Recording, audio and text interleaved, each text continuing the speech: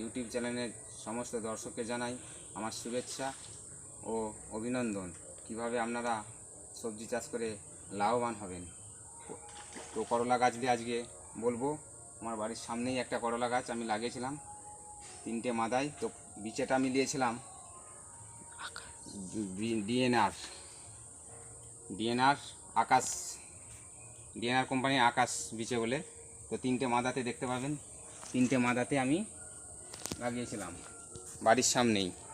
তো করলা কীভাবে করলা হচ্ছে দেখুন, দেখতে পাচ্ছ করলা কীভাবে হয়েছে। প্রথমে কি করবেন, প্রথমে ছোটোবেলায় যখন 1 চাকর গাছ হবে, খোল ডিএপি এমপিকে হালকা করে দিয়ে ফসফেট দিয়ে গাছটার গোড়া বেঁধে দিবেন। তারপরে করবেন বড় যখন ফুল ফল আসবে আর একবার হালকা করে খোল দিবেন গাছটাকে যাতে হালি করে রাখে। তারপরে